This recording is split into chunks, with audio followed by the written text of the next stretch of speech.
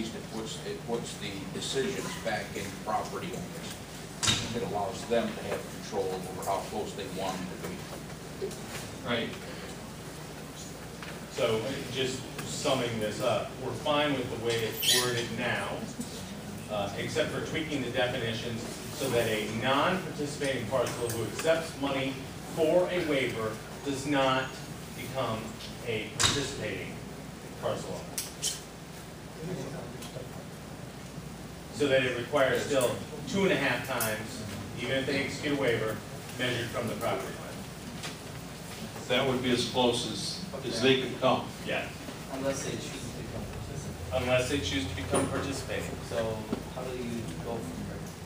That was just I suspect that you could go from non-participating to participating by producing some evidence of participation in the form of a lease agreement or some other. Now, if that was the case, then the non-participator, if they signed a waiver, this would be also on subject to the being recorded in at the clerk of deeds or the county. Yes. Yes. So instead of having a foot measurement, we're going to go to a ratio then. A multiplier of the total height. That's right.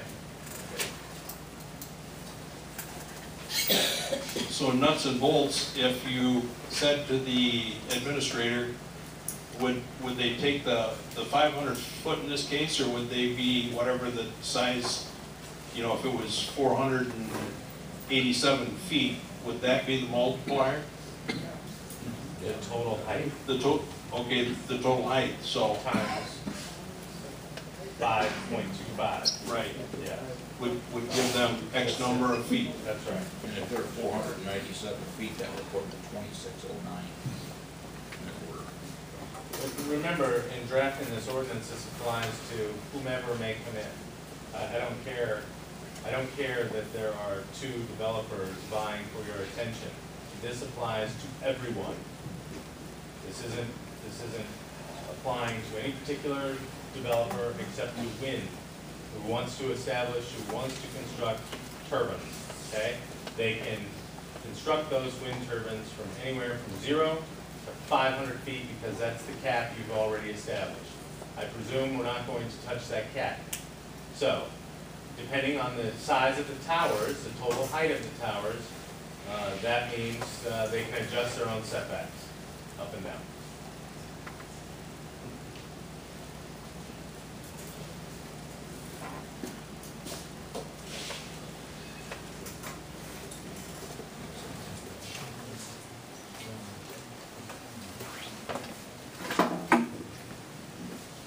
So is everybody comfortable with that? I mean, from the standpoint of getting from the standpoint of parliamentary procedure, in this case, do we need this in the form of a motion to make these changes, or? Well, you could either do it one of 2 ways. You could certainly come to a consensus on that change. I think at this point it makes sense just to do that by consensus, and then we'll bring hopefully bring a finished version back. Because this is still a draft. It's still a draft. That's right. Until you vote to recommend approval to the township board, it is still a draft. And any changes? Now, when you say consensus, would that still be a voice vote on this? You can treat it as such. I mean, it's up to you. What I intend to do is make these red line version changes based on our discussion tonight and bring them back to the planning commission at some point for a vote of recommendation to the township board. No, I think consensus would be just as simple as anyone have a problem with it.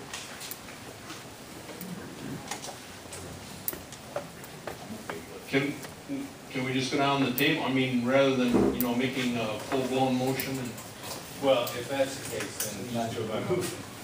And that's fine. Let's just do it by motion, then there won't be any question. Do you have your systematic? You want to do it by voice? Yeah, by motion. I think we should do it by a roll call type, yes. Before we vote on it, so what you're really saying is we're gonna keep these same measurements that we agreed upon in the before, or we're just gonna change it according to the height of the unit? Total height. They're very close. Very close. They're not, I will tell you, they're not identical, okay? But they're very close. Then we're saying then that the 2,640 feet or whatever it is not exclusionary to the people who want to participate in this. It's not exclusionary to the extent that it allows the developers to put in towers. They may not be able to put in 500-foot towers in every location, but they're not precluded from putting in towers of any height between 0 and 500 feet, period. Because you can always put in smaller towers and adjust your setbacks accordingly based on the circumstances surrounding those particular towers. In some places, you may not have a problem with 500-foot towers and setbacks. In other places, you may run into some opposition where you have to decrease the size of the tower. That's the simple fact of the matter.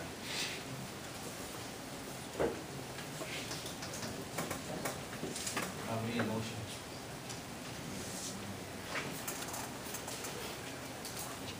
I move that we, Yep.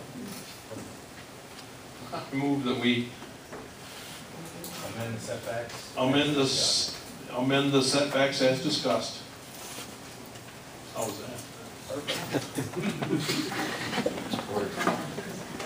This, motion by Card, support by Duso.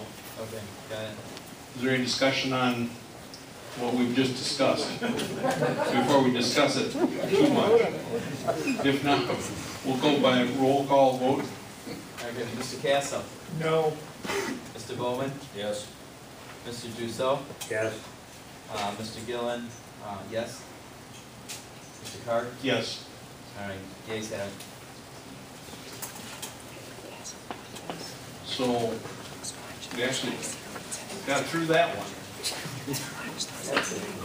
Or is there other No, that's things? fine. No, well, we also got issues of, item 3.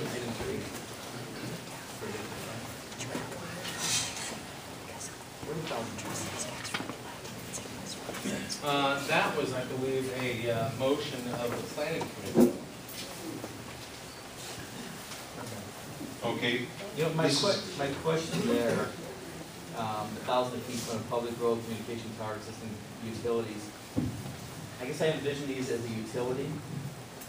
And traditionally, when you have a right-of-way or easement or anything, you stack utilities in common places. It wouldn't be unlogical to have a utility next to utility. My question is what's the relevancy of 1,000 feet? Well, this applies to public road rights of way and other towers. So, and we've changed that, or proposed that it be changed from, again, from 1,000 feet per se to a multiplier of the tower height, okay? So what you're talking about here is, you know, in terms of a public road right-of-way communications tower, existing electrical lines, or other public utilities, except for that interconnection between the utility scale and the transmission facilities in the public utility. I can, recalling the discussion we talked about is predominantly trying to protect the public right of way. So I don't have an issue with protecting the public right of way, but I don't know who I'm trying to protect if I'm protecting a communication tower or electrical or utility line. Well, I suspect in the event that a tower could collapse, it's the same issue. I mean, setbacks are generally required for two reasons, right? One is because if they collapse or tip over, you don't want a cascading effect. Same instance in this case, except they're dealing with communication towers and other public utilities. Where I could allude to is I can see that as being something less than 1,000 feet. That could be a 1.1. And that's fine. Right now it's 2 times, so, Right. yeah. And again, depends on the tower height. So at 1,000 feet, you're presupposing that they're 500-foot towers. Yeah. I would be in It's favor small. of changing it to 1.5 times the total height. Okay. I give about 750 feet from Right, a road assuming- right away. Yeah, the pipe. I guess I don't have a problem with cutting that back, and I don't need it. but, you know, I just know near my property have a large utility, high voltage wire running. If my turbines, if the turbine sits within 500 feet of that, there's no harm, potentially. Maybe if you're next to a radio tower, that's taller than that. I mean, that's what I said, why? One and a half, but if it falls on you, it's gonna eat you up too. That's up to the investor of the property that installed the property at that location. So I guess what I'm saying is that I don't see why 1,000 feet is applicable. I know why we wrote it originally is because we're addressing the public right of way, which I think 2 is fine, or 1.5, or whatever number we arbitrarily decide. But I think as far as utility, communication lines, electrical wires, et cetera, that could be less. So less than 1.5 from the road right away. Yeah, it was 2 before, but not, I can see it's 1.1. So you're at least contemplating 2 measurements. One from the public road right away, and then something for everything else? Correct. Okay.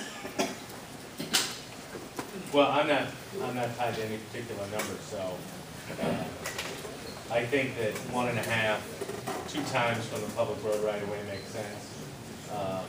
You know, if you wanna discuss reducing it as opposed, you know, in relation to these other public utilities, and that's up to you. I think the purpose behind that is so that you have adequate spacing between these things, so.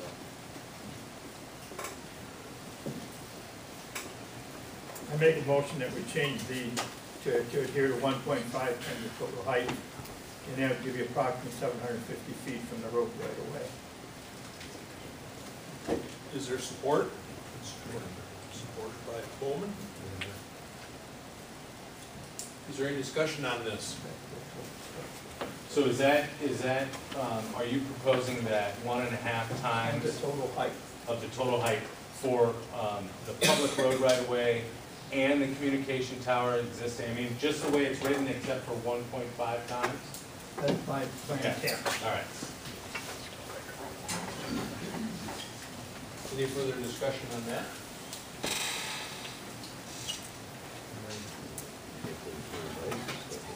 Ready? Yes.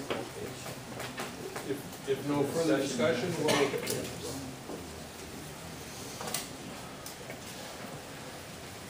Any more discussion?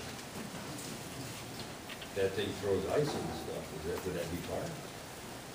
If it throws ice in something, who's the damage? It's damaging the wire, the poles, and that's just the same as, but what's the probability, I guess, of what's your issue here? We just had an ice storm. Exactly. But we just had tornado warnings too, but I don't see everybody living in concrete houses. We live here tornadoes every year, but do we blame everybody here for being ignorant of the tornado winds? No, we assume that they take that risk. And then so far, there's no thing, but there's a slew of houses that have been killed by tornadoes. So, what's the difference? What's the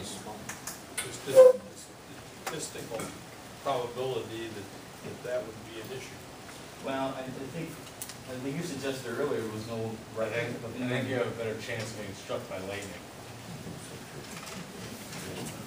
which is a far less of a chance of being hit by a tornado. And we don't try to separate ourselves from that.